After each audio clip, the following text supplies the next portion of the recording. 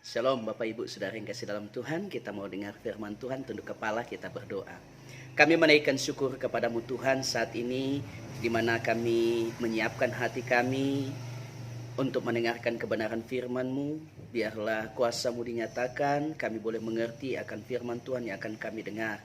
Berbicaralah Engkau bagi kami melalui firman-Mu, dan kami siap dengar firman Tuhan dalam nama Tuhan Yesus Kristus. Haleluya. Amin. Bapak Ibu Saudara yang kasih dalam Tuhan, kita akan membaca satu kebenaran firman Tuhan dalam Yohanes pasal yang ke-15 ayat yang ke-5. Bunyi firman Tuhan, "Akulah pokok anggur dan kamulah ranting-rantingnya. Barang siapa tinggal di dalam aku dan aku di dalam ia, ia berbuah banyak, sebab di luar aku kamu tidak dapat berbuat apa-apa."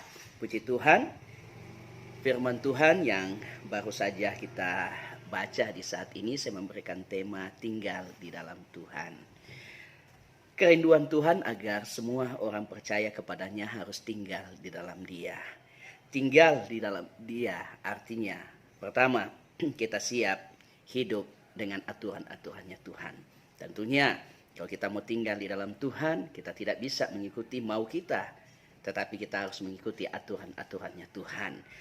Kita harus hidup sesuai dengan firman Tuhan. Bukan firman Tuhan yang akan menyesuaikan dengan diri kita, tetapi sebaliknya kita yang harus menyesuaikan dengan firman Tuhan.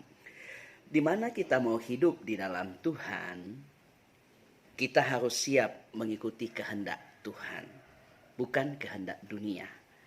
Kehendak Tuhan agar supaya kita hidup di dalam perdamaian, kita hidup dalam kerukunan.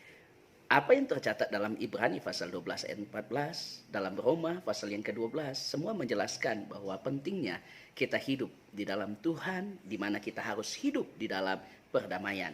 Kita harus hidup damai satu dengan yang lainnya. Kita harus hidup rukun dengan orang-orang yang ada di sekitar kita. Karena apa? Karena Tuhan mau mengalirkan berkat-Nya dalam kehidupan kita. Mazmur 133 jelas bahwa berkat Tuhan dialirkan kemana? Yaitu kepada orang-orang yang mau hidup dalam kerukunan. Oleh karenanya, betapa pentingnya kita sebagai orang yang percaya hidup dalam kerukunan. Itu merupakan kehendak Tuhan.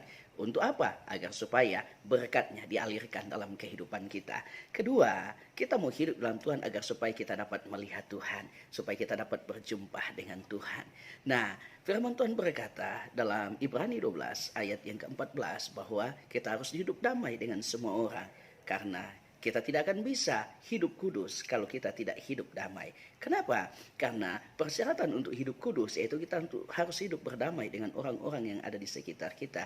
Sebab kalau kita tidak hidup berdamai dengan orang-orang di sekitar kita, maka yang ada pasti kebencian, yang ada pasti amarah, yang ada pasti pikiran-pikiran yang tidak baik, rancangan-rancangan yang tidak baik untuk orang-orang yang ada di sekitar kita.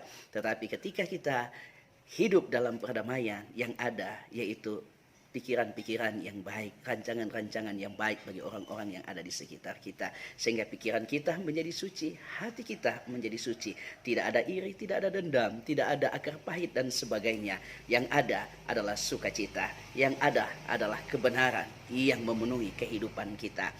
Kehendak Tuhan yaitu kita harus beribadah kepada Tuhan.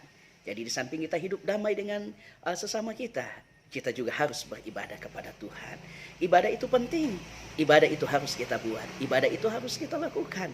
Saya katakan bahwa ketika pemerintah meminta kita untuk sementara beribadah di rumah, ada begitu banyak orang yang selalu bertanya-tanya ketika sudah sekian lama belum beribadah di gereja. Aduh, kapan lagi ibadah di gereja? Sudah rindu sekali mau ibadah di gereja. Sekarang ketika diizinkan untuk kita beribadah di gereja dengan persyaratan harus mengikuti protokol kesehatan, mari jangan sia-siakan kesempatan yang ada. Mari kita gunakan waktu yang ada. Jangan lagi kita sudah diberi kesempatan untuk bisa beribadah di gereja, tapi kita tetap tinggal di rumah. Biarlah kita senantiasa punya kerinduan untuk beribadah kepada Tuhan. Beribadah kepada Tuhan merupakan kehendak Tuhan yang harus kita lakukan. Lebih lagi di akhir zaman ini. Karena dalam Ibrani pasal yang ke-10 ayat yang ke-25 dikatakan bahwa ada begitu banyak orang yang akan meninggalkan persekutuan-persekutuan yang biasa kita lakukan. Tetapi sebagai orang yang percaya, mari kita melakukannya lebih giat lagi menjelang kedatangan Tuhan pada kali yang kedua. Kemudian kehendak Tuhan yang selanjutnya agar supaya kita hidup menjadi berkat untuk kemuliaan Tuhan. Di mana Tuhan menuntut kita agar supaya kehidupan kita ini menjadi berkat bagi sesama kita. Mari jangan sampai kehidupan kita menjadi batu sandungan buat orang lain. Jangan kehidupan kita hanya akan membuat orang lain itu jauh daripada Tuhan. Tetapi mari berupaya agar supaya kehidupan kita itu dapat menjadi berkat bagi orang-orang yang ada di sekitar kita. Oleh karenanya, mari kita berupaya agar supaya kehidupan kita sesuai dengan kehendak Tuhan. Sesuaikanlah hidup kita dengan firman Tuhan. Saya percaya kalau kita menyesuaikan hidup kita dengan firman Tuhan, dimanapun kita berada, kita bisa menjadi berkat. Dimanapun kita berada, nama Tuhan dipermuliakan lewat kehidupan kita. Kalau tadi itu kehendak Tuhan, sekarang kehendak dunia apa? Kehendak dunia yaitu supaya kita tidak hidup di dalam Tuhan. Keinginan dunia agar supaya kita menjauh dari Tuhan. Sebab keinginan dunia itu akan menyeret kita jauh dari Tuhan. Kalau kita lihat apa yang tercatat dalam 1 Yohanes pasal 2 ayat 15 sampai ayat yang ke-16. Di sana menjelaskan bahwa keinginan dunia itu yaitu keinginan daging. Kemudian keinginan mata dan keangkuhan hidup. Dan hal-hal itu hanya akan menyeret kita jauh daripada Tuhan. Hanya akan membawa kita, menjerumuskan kita masuk dalam penghukuman yang kekal, masuk dalam siksaan yang kekal. Oleh karenanya, mari jangan kita mengikuti keinginan dunia, tapi marilah kita ikuti keinginan Tuhan. Makanya Tuhan mau agar supaya kita hidup tinggal di dalam Dia, agar supaya kita mau mentaati, mengikuti akan aturan-aturan Tuhan. Kita mau hidup sesuai dengan kehendak Tuhan, melakukan apa yang menjadi kehendak Tuhan, bukan kehendak dunia. Selanjutnya, yang ketiga, hidup di dalam Tuhan itu artinya kita tidak hidup dalam kekhawatiran. Kenapa? Karena kalau kita di dalam Tuhan, Tuhanlah yang menjamin kehidupan kita. Tuhanlah yang melindungi kita. Yang jadi persoalan, kalau kita tidak hidup di dalam Tuhan, hanya mulut saja berkata hidup di dalam Tuhan, tetapi sikap kita membuktikan kita tidak hidup dalam Tuhan, maka jangan pernah bermimpi, jangan pernah berpikir bahwa pemeliharaan Tuhan, penjagaan Tuhan itu menjadi bagian kita. Itu tidak akan terjadi. Tetapi pemeliharaan Tuhan, perlindungan Tuhan itu akan menjadi bagian kita. Kalau kita hidup di dalam Tuhan, kita mau melakukan kehendak-kehendaknya. Nah, firman Tuhan berkata bahwa hidup di dalam Tuhan itu artinya kita tidak khawatir. Filipi pasal yang keempat ayat yang ke-6 berkata, kalau khawatir serahkan itu kepada Tuhan. Memang dalam perjalanan kehidupan kita seringkali diperhadapkan dengan kekhawatiran, ketakutan. Tetapi sebagai orang yang percaya kepada Tuhan, kita tidak boleh kalah dengan kekhawatiran, tidak boleh kalah dengan ketakutan. Ketakutan, kekhawatiran tidak boleh menguasai kita. Tapi kitalah yang harus mengendalikan kehidupan kita. Kita harus menguasai kehidupan kita. Kita harus singkirkan kekhawatiran dan ketakutan yang datang menyerang kehidupan kita. Bagaimana bisa kita lakukan? Kalau kita ada kekuatan dari Tuhan. Bagaimana kekuatan dari Tuhan itu menjadi bagian kita? Hidup dan tinggallah di dalam Dia. Makanya Paulus katakan, segala perkara dapat kutanggung di dalam Dia yang memberikan kekuatan kepadaku. Jadi tidak rugi kalau kita tinggal di dalam Tuhan. Tinggal di dalam Tuhan itu artinya kita tidak perlu hidup dalam kekhawatiran. Karena Tuhan yang memelihara kehidupan kita. Banyak hal yang dapat membuat manusia khawatir. Pertama, kebutuhan hidup. Tetapi saya mau katakan, Alkitab katakan di dalam Matius pasal yang ke-6 ayat 33 bahwa carilah dahulu kerajaan Allah dan kebenarannya, maka semuanya itu akan ditambahkan kepadamu. Semuanya itu yang tercatat di ayat-ayat sebelum ayat 33, di mana manusia membutuhkan makanan, manusia membutuhkan pakaian, manusia membutuhkan tempat tinggal. Tetapi firman Tuhan berkata, itu akan ditambahkan kepada kita ketika kita mencari kerajaan Allah. Jadi kembali lagi, saudara yang kasih dalam Tuhan, kita memprioritaskan Tuhan. Kembali lagi bagaimana kita membangun hubungan dengan Tuhan. Kita berupaya tinggal di dalam Dia. Cari dahulu kerajaan Allah dan kebenarannya. Kerajaan Allah ini berbicara sukacita, damai sejahtera yang dikerjakan oleh Roh Kudus.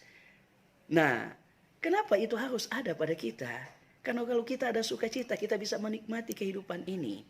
Kalau kita ada damai sejahtera, maka saudara yang kasih dalam Tuhan, dimanapun kita berada, dalam keadaan apapun, saya mau katakan kita bisa menjadi saksi, menjadi berkat.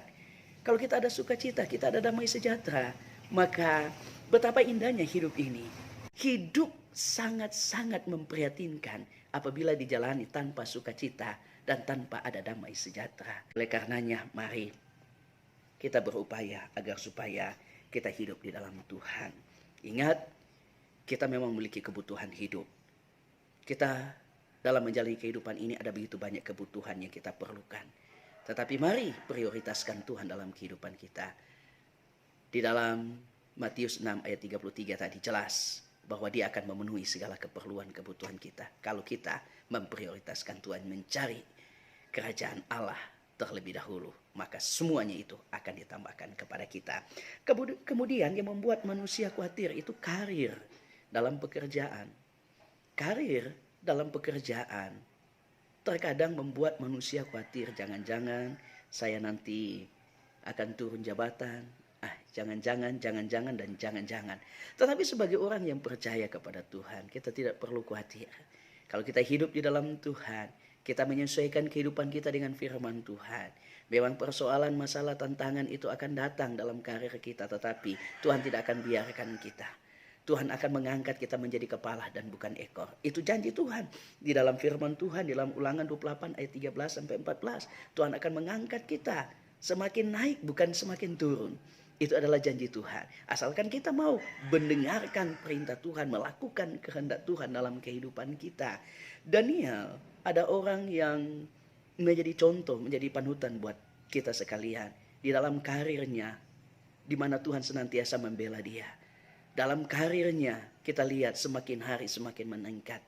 Bahkan dia menjadi orang yang kedua dalam kepemerintahan. Nah, ini menjelaskan bahwa kalau Tuhan yang mengangkat, tidak ada yang bisa menurunkan. Asalkan kita hidup benar di hadapan Tuhan. Lakukan kehendaknya. Memang dalam menjalani kehidupan, di dalam karir daripada Daniel, bukan berarti tidak ada masalah. Ada persaingan di sana. Orang-orang, rekan-rekannya tidak senang dengan dia. Sehingga merancangkan hal yang menjebak Daniel.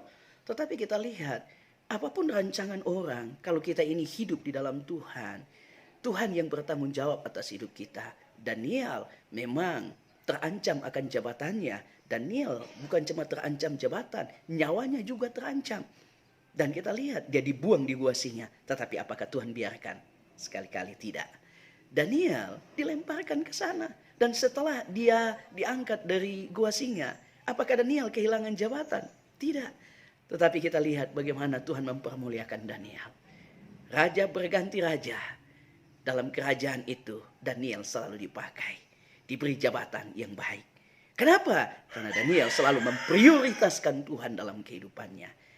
Setiap jam 3 ada waktu dia untuk datang bersekutu dengan Tuhan. Mari kalau kita mau agar supaya jabatan kita, karir kita, di tempat kita bekerja semakin hari semakin meningkat. Mari prioritaskan Tuhan dalam kehidupan kita. Jangan takut. Tantangan pasti akan datang dalam setiap pekerjaan kita. Tetapi pembelaan dari Tuhan pasti menjadi bagian kita. Kemudian biasa manusia juga khawatir kalau sudah memikirkan masa depannya. Tetapi orang yang percaya yang hidup dalam Tuhan, Tuhanlah jaminan kita. Masa depan kita adalah aman. Kalau kita lihat dalam Yeremia 29 ayat 11, Tuhan menjamin masa depan kita. Masa depan kita bukan mara bahaya, bukan kecelakaan. Tetapi apa? Damai sejahtera. Masa depan yang penuh dengan harapan. Apa yang kita harapkan hari ini itu akan terwujud ketika kita hidup dan tinggal di dalam Tuhan. Saudara yang kekasih di dalam Tuhan, mari jadilah orang yang tidak khawatir. Jadilah orang yang percaya kepada Tuhan.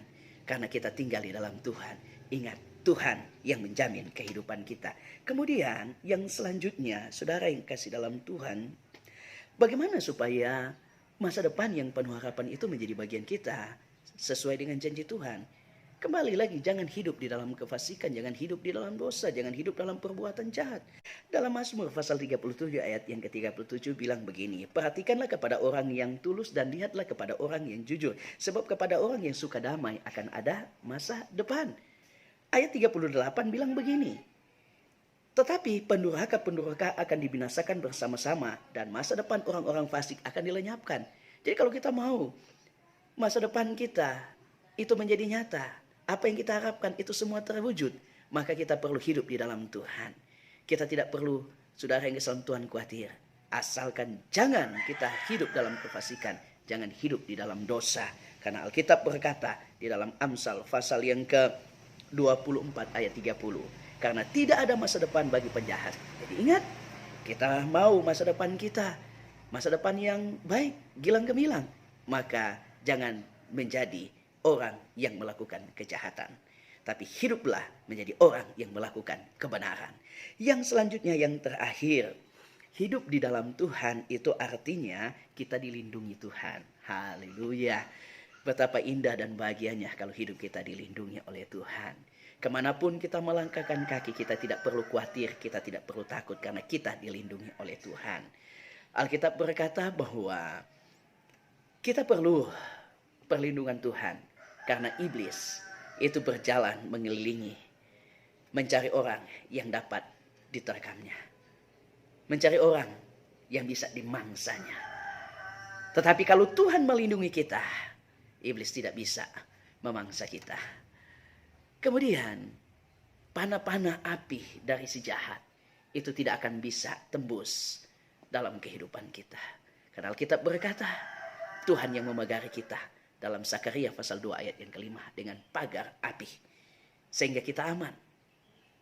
Dan Tuhan berkata, Dia sendiri menjadi kemuliaan di dalamnya. Di mana kita akan dipermuliakan oleh Tuhan. Jadi kita tidak perlu takut dalam menjalani hidup ini karena Tuhan yang melindungi kita. Secara khusus dalam menghadapi wabah virus corona ini. Kita tidak perlu takut. Yang penting kita ikuti protokol kesehatan yang sudah dianjurkan pemerintah. Dan kita hidup takut akan Tuhan. Kematian sebelah kiri, sebelah kanan dapat saja terjadi. Karena sakit penyakit. Karena virus yang merajalela. Tetapi orang percaya dilindungi oleh Tuhan. Itu kata firman Tuhan dalam Mazmur 91. Dan itu pasti menjadi bagian kita. Ketika kita hidup di dalam Tuhan. Dan kita mau melakukan apa yang menjadi kehendak Tuhan. Kita mau hidup sesuai dengan firman Tuhan. Kita mau mentaati aturan-aturannya Tuhan. Maka janji Tuhan tergenapi dalam kehidupan kita. Kesimpulannya, hidup di dalam Tuhan itu berarti kita harus siap mengikuti aturan-aturan Tuhan. Kita harus hidup sesuai dengan kehendak Tuhan. Hidup di dalam Tuhan itu berarti kita tidak perlu hidup dalam kekhawatiran karena Tuhan yang menjamin kehidupan kita. Hidup di dalam Tuhan itu berarti perlindungan Tuhan menjadi bagian kita sehingga kita tidak perlu takut karena ada Tuhan yang melindungi kita. Tuhan memberkati. Tunduk kepala, kita mau berdoa.